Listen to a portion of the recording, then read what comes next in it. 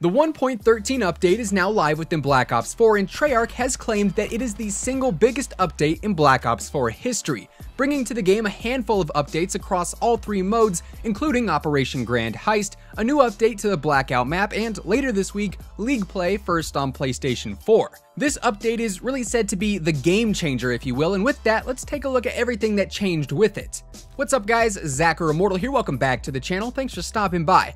Today we're jumping back into the world of Call of Duty Black Ops 4 to take a look at the new 1.13 update patch notes and everything that was changed and updated with them. Before we jump into all of that though, I do want to quickly mention, if you guys are new here to the channel, we're always covering the latest updates, news, leaks, and all other information related to Black Ops 4, so if you do want to stay up to date with all of that stuff, definitely subscribe with your notifications turned on, and if you enjoyed this video, feel free to drop a like on it as it does really help the channel out. Now let's get into the patch notes. For starters, multiplayer did receive a massive balancing update with the 1.13 patch, including a ton of weapon changes, some specialist updates, and also some score streak adjustments as well. And all of that info was actually released last week, and I've already uploaded a video covering all of that, so if you do want to catch up on the new multiplayer updates, I'll link that video down in the description for you to check out if you please.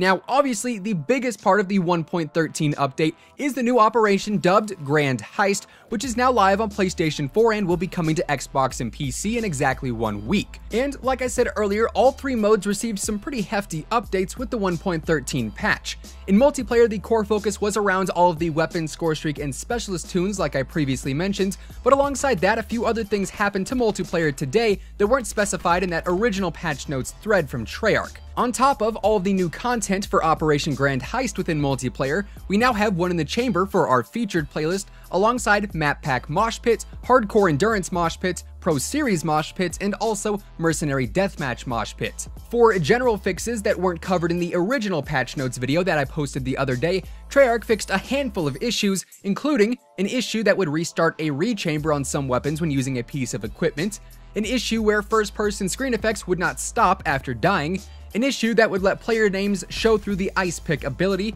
an issue where hacked equipment wouldn't show up as hacked, an issue where create a class would be messed up when prestiging, and finally they also fixed an exploit allowing players to throw multiple seeker mines while interacting with a care package. For weapon customization, they fixed an issue where reactive camos could unwrap to a random stage that is not the first stage.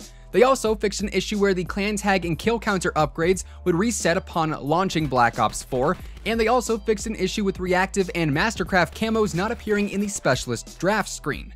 In Heist, they fixed a problem with the Helion Salvo ammo purchases, and finally for multiplayer, they fixed an issue in custom games where players were able to enter a match with different players' specialist abilities when the specialist draft was disabled. Switching over to Blackout, the first thing you'll probably notice upon logging on today is that the Blackout map has received another pretty big update, bringing Ghost Town to the map in the desert area outside of Turbine.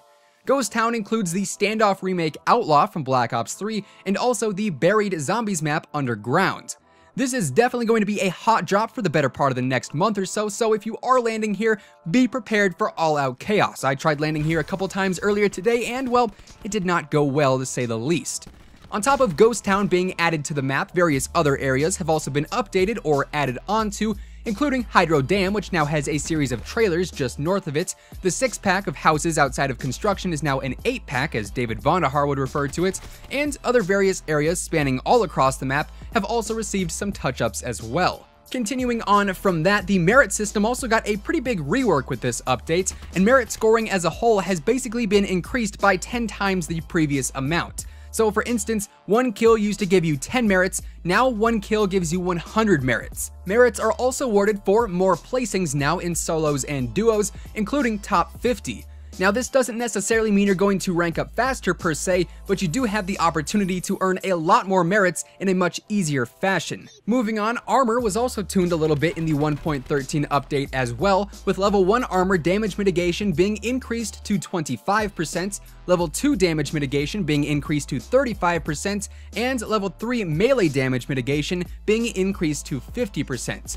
They also reduced the number of armor plates to fully repair level 3 armor from a total of 10 plates back down to 5 plates. For weapon tuning within Blackout, there is quite a bit. A lot of weapons were adjusted here, so for starters, the Maddox now has a reduced idle sway, as does the Vapor, and the Vapor now also has a reduced first and second shot recoil.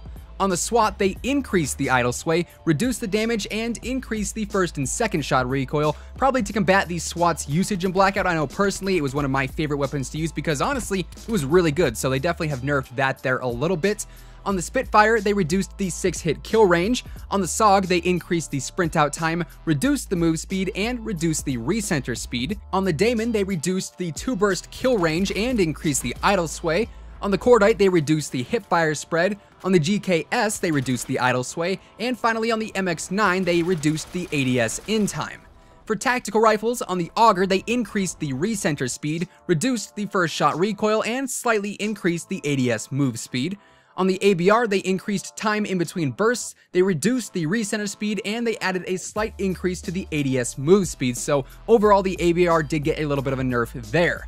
On the Swordfish, they reduced the recoil of the second, third, and fourth shots, and slightly increased the ADS move speed. And lastly, on the Essex, they increased the rate of fire and increased the recenter speed, but let's be honest, I'm still probably not picking up the Essex if I come across it in-game. Moving on to sniper rifles, they reduced the idle sway on the Koshka.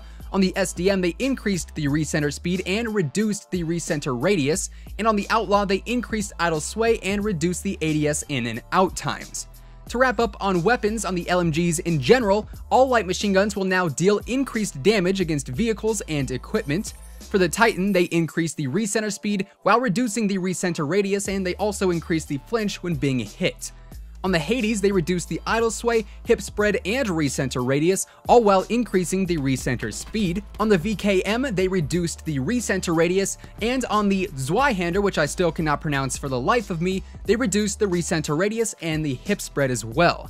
For equipment, all they did was increase the frag grenade's damage, and in miscellaneous news, they added various reworks to the quick menu system, and one of my personal favorite additions, you can now automatically swap all attachments on a weapon you have equipped to a weapon that you are about to pick up. They've also fixed various issues relating to inventory bugs, bleed out countdowns, looting issues, and the like. I should also mention that you can now pick up more 9mm and 45 caliber ammo when you find a stash of it on the ground. Finally, moving into zombies, you can now earn an additional tier skip by completing the daily callings and by playing to round 15 each day. Signature weapons are now available in the zombies armory, and the rest of the updates primarily relate to stability fixes across all maps, which for the sake of time I'm not going to jump into all of those, but if you do want to read all about the various zombie bugs that were addressed in this update, I will link the full patch notes down in the description below. With that being said, that effectively wraps things up for this video. Of course, if you guys did enjoy, feel free to drop a like on it, and if you are brand new here to the channel and you'd like to stay up to date with everything Black Ops 4 related, make sure to subscribe with your notifications turned on, that way you'll always know whenever a new video goes live. Once again, thank you guys so much for tuning in today, and until next time, take it easy, have an awesome rest of your day, and I'll catch you guys later. Peace out.